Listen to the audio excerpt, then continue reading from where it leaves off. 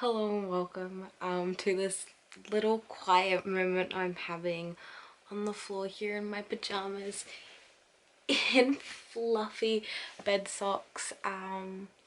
It is quite late.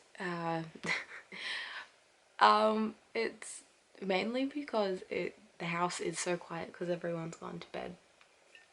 But also I semi felt motivated to do this video even though I'm dead tired. No makeup face. Hair that needs to be washed, but we're doing this anyway. If the lighting is shit, sorry, it's always shit. Yeah, so when I'm in front of my shelves, which excuse me, which kind of desperately need a reorganizing. I don't know, because I've got my like very typical YA paranormal dystopian fiction, my classics shelf, and I'm not too happy with the aesthetics of it, but it's just so hard to reorganize it. Anyway, I'm here with this video.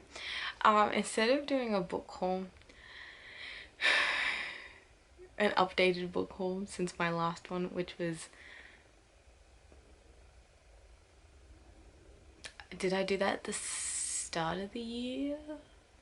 I filmed it sometime after my birthday, which is mid-December. Yeah, I did do that. I did a book haul then, and I've bought a lot more books since then, but because I've not really kept track of all the books I've bought and the very few that I've received, because I've not kept track of that, I can't do a proper book haul update. So I'm doing something different. My 5-star predictions out of the books I've bought recently, not including my Kindle books, because CBF inserting images and CBF getting out my Kindle, and my Kindle's in my room, it is in my room. I think I've grabbed the books that I think are going to be 5-star predictions. It's just so overwhelming. There is so many books, and you can just see it here. I've had to double stack, and this stack reaches up here. You can't even see, there's a 10cm gap between this bottom book here and the top of the shelf. But I've grabbed some of the books that were in that stack because they're 5-star predictions. Well, I mean, I hope they're really enjoyable reads.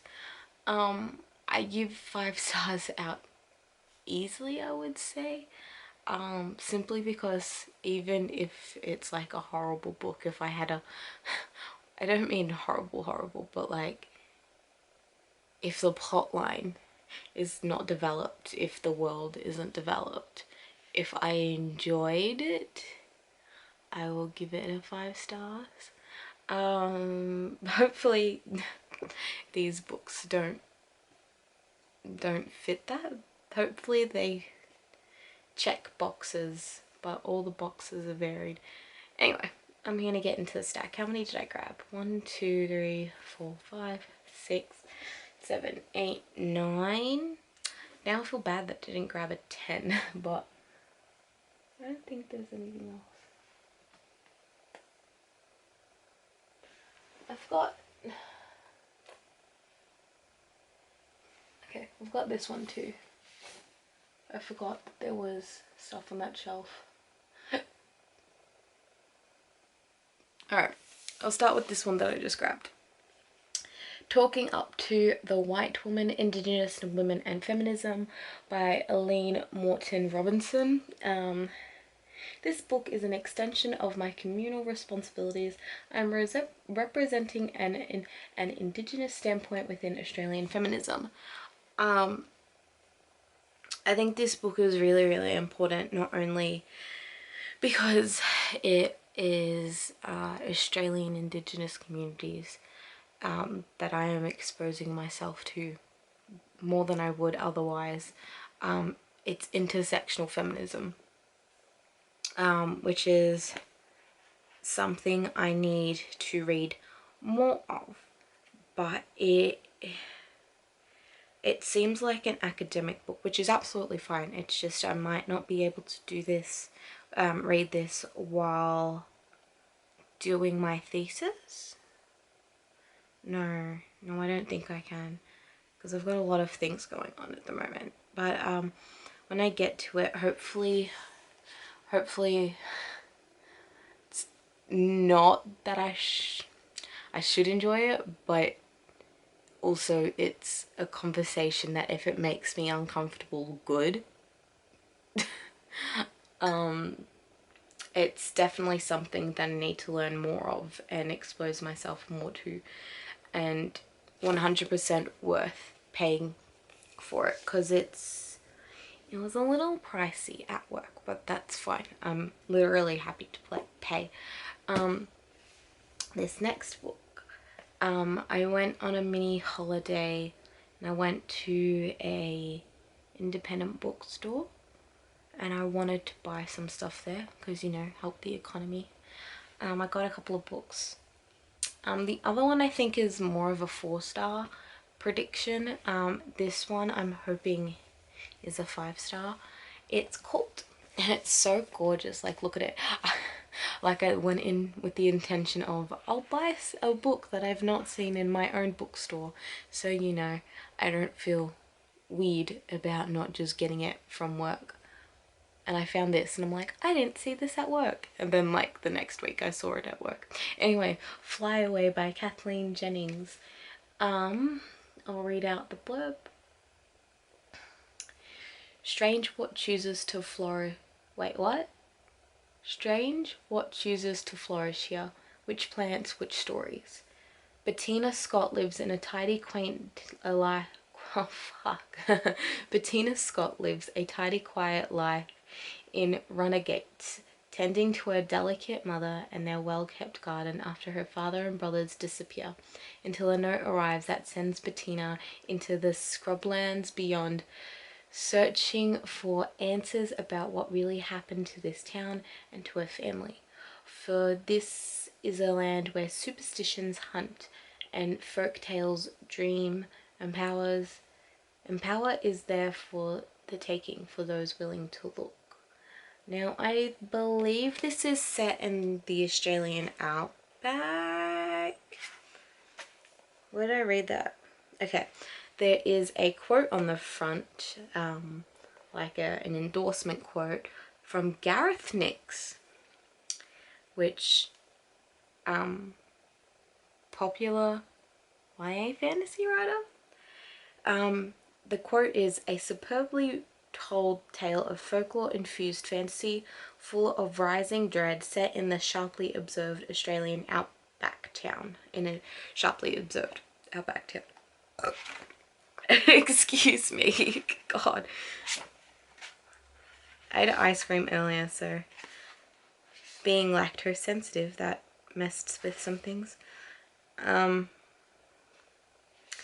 It just looks so beautiful. Like, there are little illustrations throughout. I maybe saw an emu on one of them. Let's see, without trying to spoil anything, if I was right in thinking I saw an emu. And this looks quite short and maybe easy to read. And if it's infused in folklore and... Hey, that looks like a Tasmanian tiger. Which are extinct. Which is weird to think that there were wild tigers in Australia. But, you know, colonization and hunting. It's not a cockatoo. Yeah, if it's got folklore in it, does it mean it's indigenous folklore? Yeah, but because it seems very short, I've just flat out given up on looking for an emu. I think that's what I thought was an emu, but it's not. It's a heron. How many pages is it? What was that image? Yeah.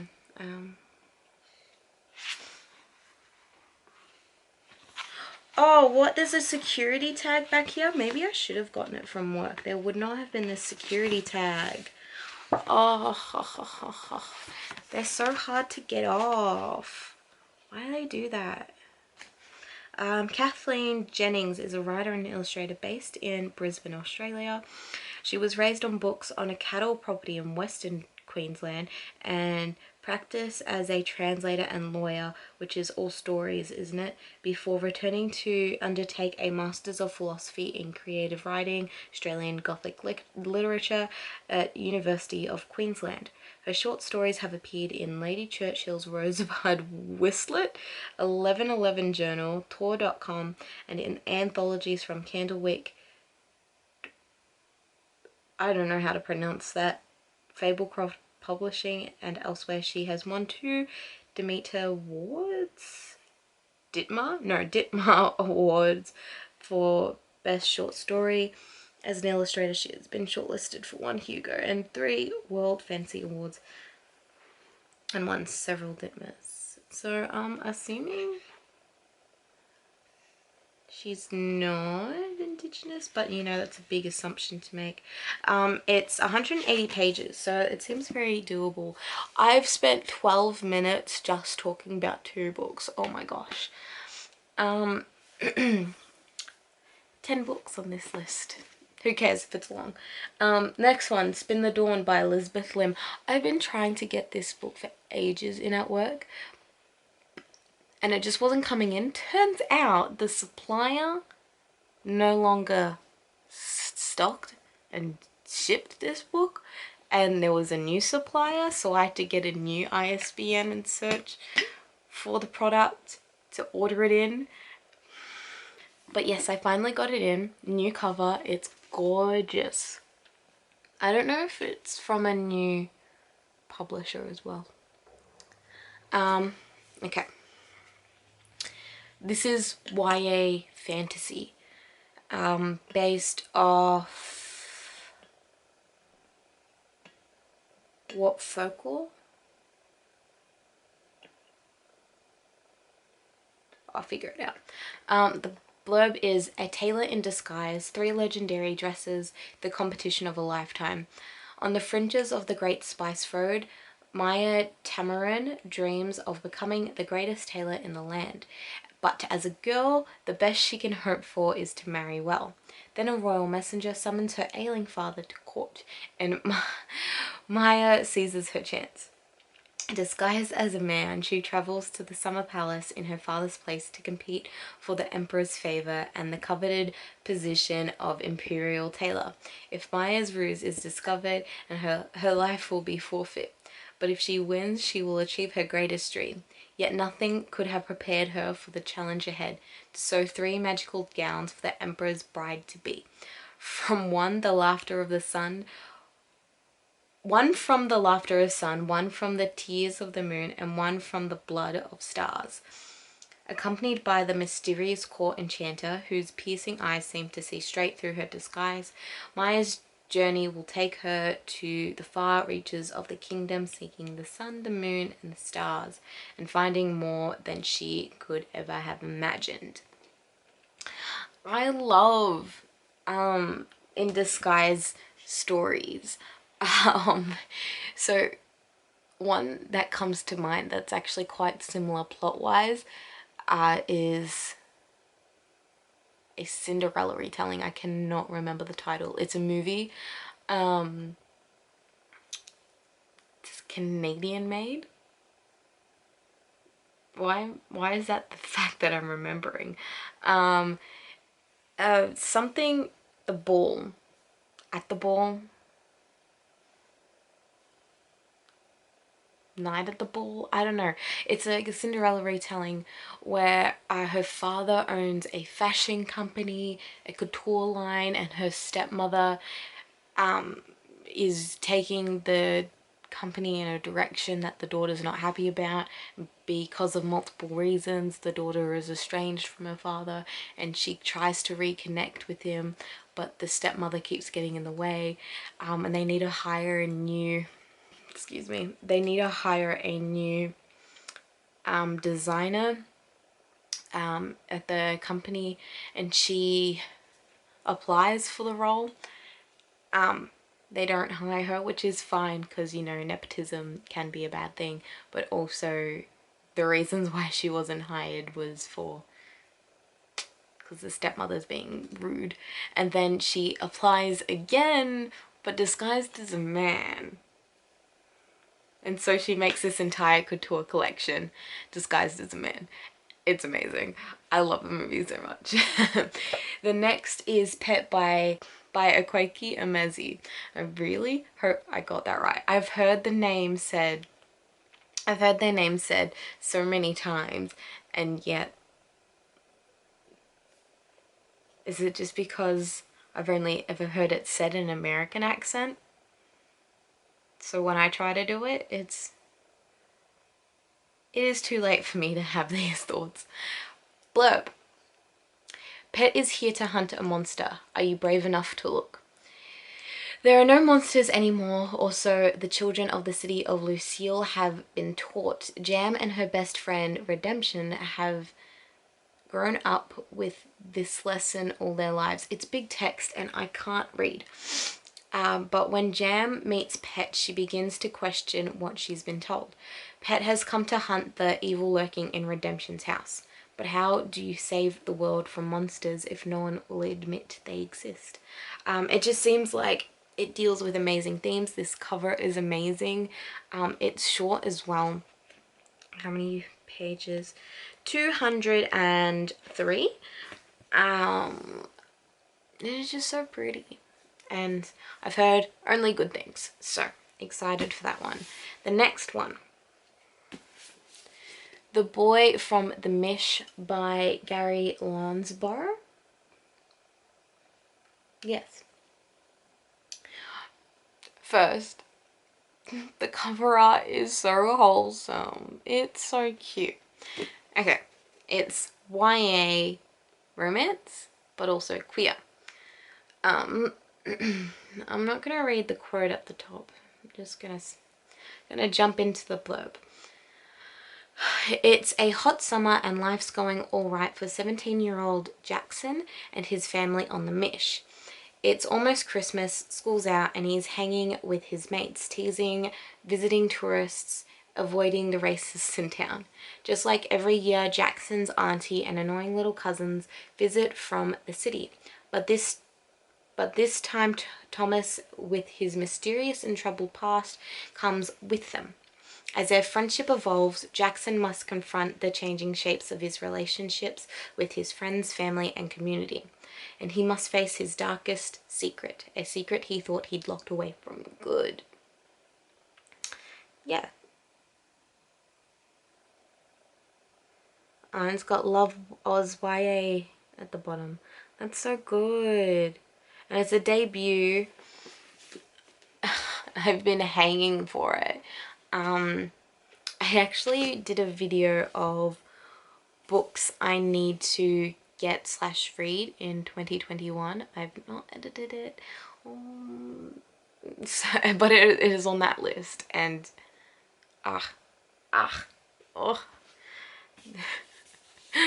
we're almost at the 20-minute mark. Next one. This is such a gorgeous cover. I didn't even realize it was hardcover, but I don't care. I don't care. The Scapegraces by Hannah Abigail Clark. Party hard, hex harder. That's cool. I didn't even notice that was there. Can you see? Oh, oh, oh. Oh. Oh my god. Does it match my nails? Wait. Does it match my nails? I think it matches my nails a little bit. I got them done. I got them done today. It's got a little star, planet and stars. Okay, scapegraces, blurb. Why do I forget that the blurb is on the inside? Okay. Sulking near the bottom of West High's social pyramid, sideways Pike lurks under the bleachers doing magic tricks for bottles of Coke. As a witch, lesbian, and lifelong outsider, she's had a hard time making friends. But when the three most popular girls pay her $40 to cast a spell at their Halloween party, Sideways gets swept into a new clique. The unholy trinity are dangerous angels, sugar-coated rattlesnakes, and now unbelievably Sideways best friends. Together, the four bond to form a ferocious and powerful coven. They plan parties, cast curses on dude bros, try to find Sideways a girlfriend, and elude the fundamentalist witch finders hell bent on stealing their magic. But for Sideways, the hardest part is the whole having friends thing. Who knew that balancing human interaction with supernatural peril could be so complicated? Rich with the urgency of feral youth, the Scapegraces is an atmospheric, voice-driven novel of the occult that explores magic, growing up, complex female friendships, with all the rage of a teenage girl. That sounds perfect and like I needed this in high school, but that's fine. I can just read it now. The next one is Daughter of Smoke and Bone by Laini Taylor.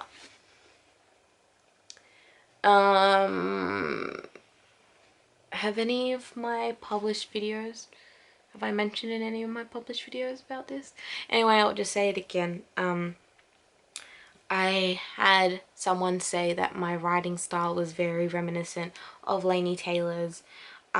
So this is part research, part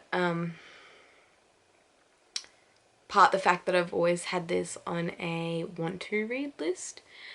Oh, my legs hurt. And I'm so glad that I never bought this book ages ago when I first discovered its existence, because it probably would have just sat on my shelves and then that would have been the old cover and I wouldn't have been able to find the rest of the series in that cover design. So I'm glad that I didn't buy it until recently, where all of the books have this design now. The blurb.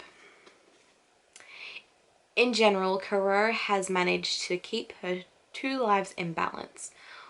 On one hand, she's a 17-year-old art student in Prague. On the other, errand girl to the monstrous creature who is the closest thing she has to family. Raised half in our world, half in elsewhere, she has never understood Brimstone's dark work, buying teeth from hunters and murderers, nor how she came into his keeping. She is a secret even to herself, plagued by the sensation that she isn't whole. Now the doors to elsewhere are closing and Kuro must choose between the safety of her human life and the dangers of a nearly destroyed world that may hold the answers she has always sought. Wow! Did I just never know the blurb of that? Because that is unrecognizable to me, but that sounds amazing. And I mean, it should be, because it's on my 5-star prediction list.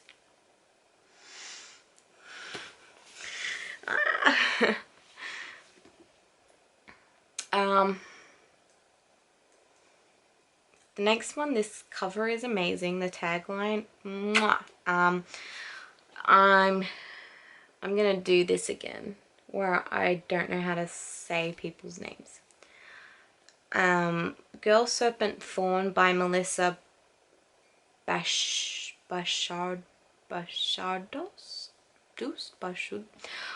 Why does everything seem so difficult like, this is definitely not an excuse for me not knowing how to say people's names, but I feel like some names are so much easier to say in American accents and then just, or is it just me that just struggles with everything? I can't even say normal words properly. That proved my point, it's properly. And then everyone says literature. I say literature. Same with literally versus literally. And then battery. Battery?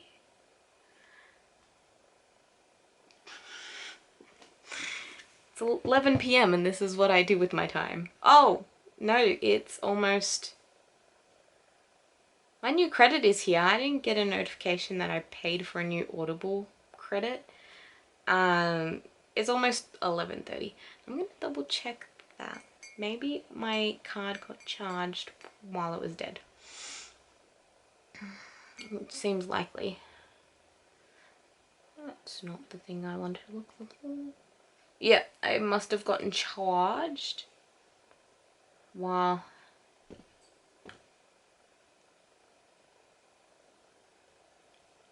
it was dead. Okay. So close to the end. Okay. Girl Serpent Thorn. The back is... Oh, the tagline is sometimes the princess is the monster. I mean, a few of these are pretty tropey, but like, specifically the fantasy ones, but that's kind of what makes them so good to me. Okay. There was and there was not, as all stories begin, a princess cursed to be poisonous to the touch.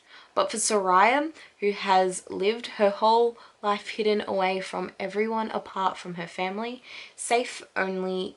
Oh my god, I should be wearing glasses. Safe only is her garden. Safe only in her garden. Safe only in her garden. It's not just a story. As the day of her twin brother's wedding approaches, Soraya must decide if she's willing to step outside of the shadows for the first time. Below in the dungeon is a demon who holds knowledge that she craves, the answer to her freedom. And above is a young man who isn't afraid of her, whose eyes linger not with fear but with an understanding for who she is beneath the poison. Soraya thought she knew her place in the world, but when her choices lead to consequences she never imagined... Oh, why am I reading these sentences so weird? Fucking grammar's right in front of me. Soraya thought she knew her place in the world, but when her choices lead to consequences she never imagined, she begins to question who she is and who she's becoming, human or demon, princess or monster. Why can it not be both? Yeah, again, very tropey. YA fantasy. Sounds like a hint of romance.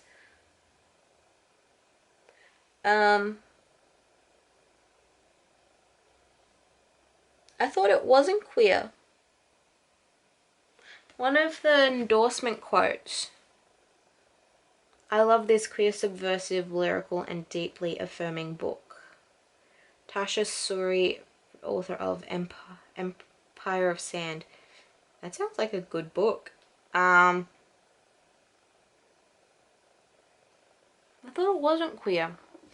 Anyway, I don't think I've heard good things, because I don't think I've heard many reviews from it. I thought it wasn't queer. I'm so confused. Maybe I'm just thinking of another book. This next one's definitely queer. A dark and... Why can I not read? A Dark and Hollow Star by Ashley Shuttleworth. Tagline is, "Nothing is more dangerous than a fairy tale." True. This cover, amazing. Queer, amazing. Fantasy, amazing. Blurb is, choose your player.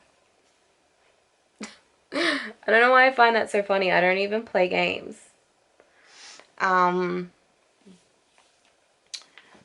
Choose your player. The half-fae outcast desperate for acceptance. The temps... Why you do this to me right now?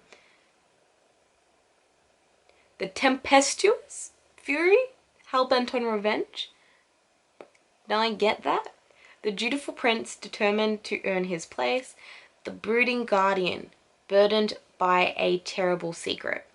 Each holds a key to solving a series of murders that threaten to expose fairies to the human world. Ooh, but they cannot do it alone. To track down the killer, they will have to form a tenuous alliance, putting these differences and conflicts aside.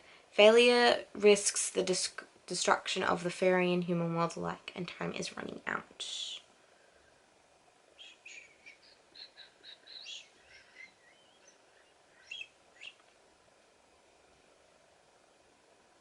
That would explain it. The author likes to play a lot of games.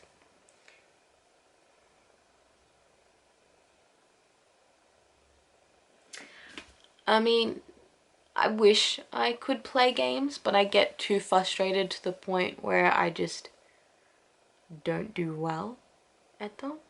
I love Pokemon, right? And Pokemon is a very easy and simple game to play. The amount of times that I've gone to play this one specific one, I think it was Platinum, but just got stuck. I just got stuck in this one place. And I think it's happened multiple times where I've gotten so frustrated that I started the game from the start and got stuck in the same place again because I couldn't figure out how to do it. It was because I think in Platinum you were kind of bound to follow this one pathway and you didn't know what the pathway was, because unlike Moon and every other game after that, I don't know when they started doing it, but I played Moon after. There was a very big gap between I played Pokemon games. Yeah, in Moon it had a marker that you kind of just kept traveling towards and it would tell you which direction to move through in the game. In Platinum, it didn't have that marker, which was fine.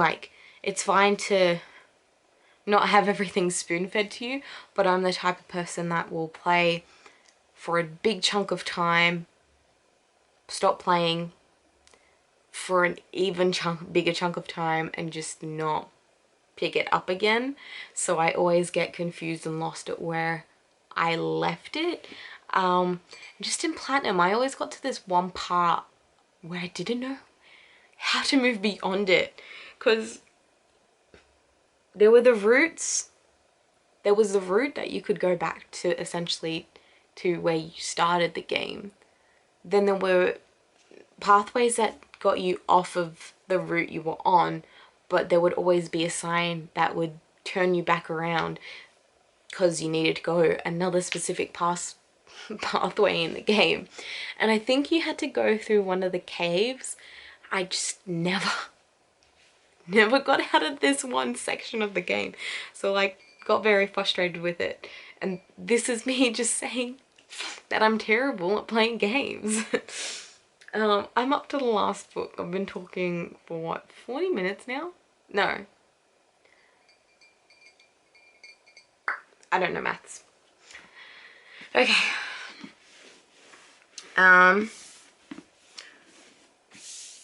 This is very short. So we've got The Gilded Ones by Namina Fauna. Again, gorgeous cover. Gorgeous cover. The tagline, because these taglines apparently make a difference. Outcasts by Blood, Warriors by Choice. Woof. blurb is,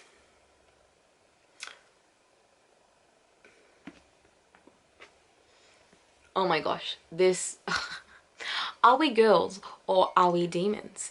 Are we going to die or are we going to survive? Hell yeah!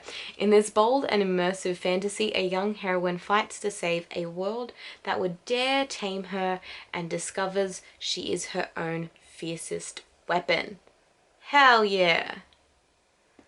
Contains material that some readers may find distressing.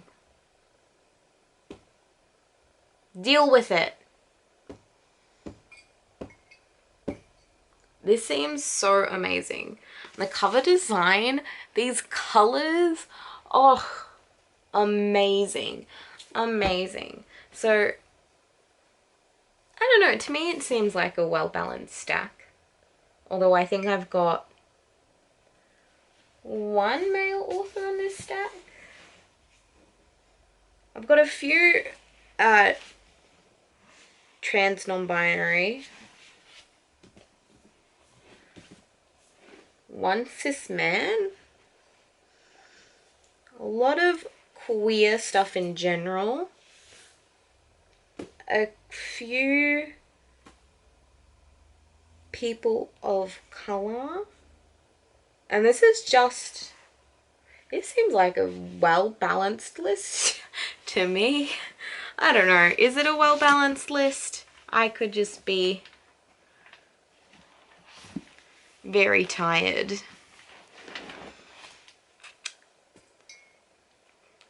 This looks like a very nice photo. I'm gonna take this as a photo, and then if it works as a thumbnail, why the hell not?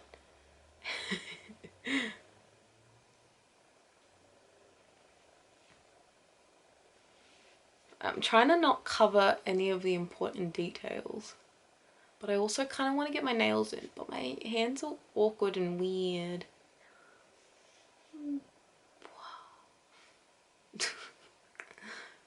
Oh. I just want to kind of like sum up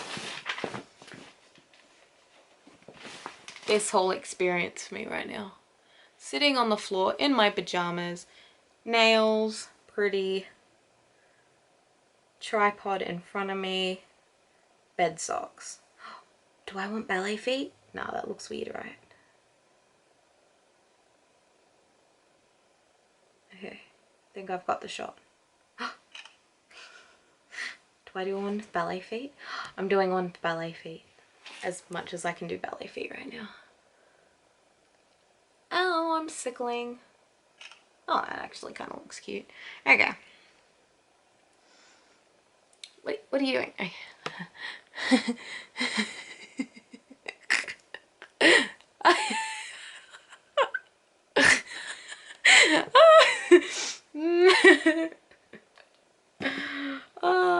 Am I a little tired right now? Yeah. Do I make that into a thumbnail? Maybe. Which I suppose if you're watching this now, you already know. I don't yet, but you know. To be you.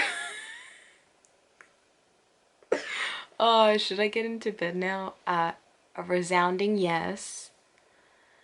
What am I gonna do? Like, that's the thing with these books.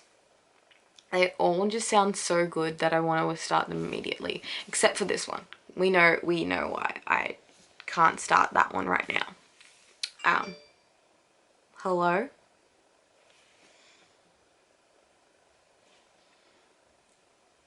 What is that notification even? Why did it pop up on my iPad but not my phone?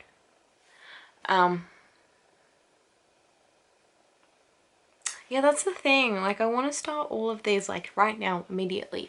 Read them. But I have so many other things that I need to read first.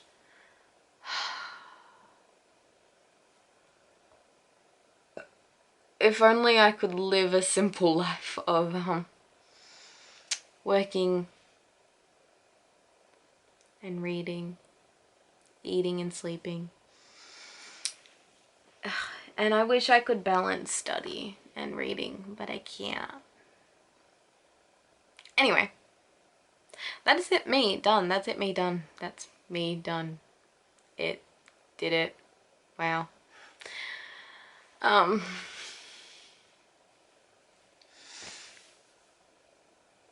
wonder if the cat's still in my bed. Right, yeah, that's it.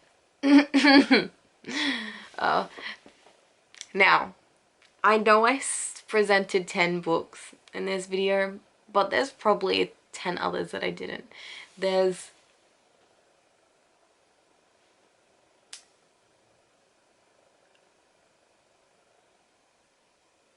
they're not even like immediately jumping out to me. There's just so many books that I've bought. 1, 2, 3, 13, 14, 15, 16, 20, yeah,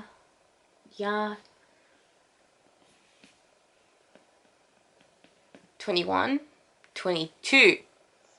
I think that's how many books. 23. 23, 24. Oh, I forgot about those. 24, 25, 26, 27, 28, 29, 30, 31, 32, 33, 34.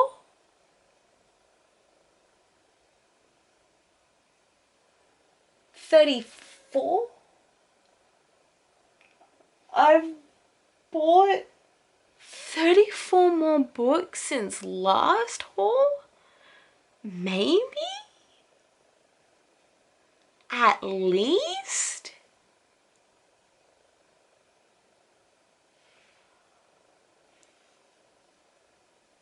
What? That's a lot of books. Fuck. That's not even including Kindle books.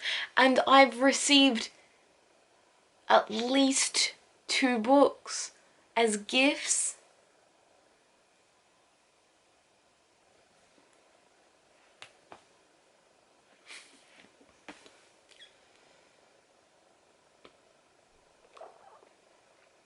I'm not even going to say I'm going to go on a book buying ban because I know it's not going to work.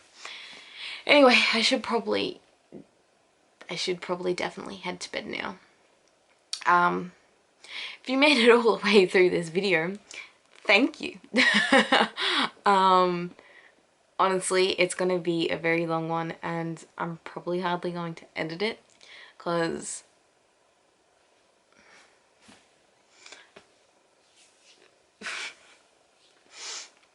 so yeah,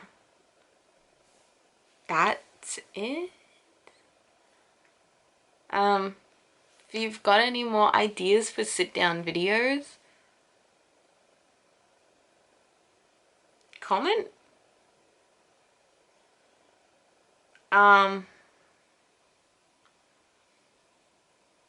Put a little, what do I want to see in the comments? What little emoji do I want to see in the comments? I want to see a little ladybug or a little bee in the comments if you so wish to comment. Again, thank you for watching. I hope you have a lovely day or night. Bye bye.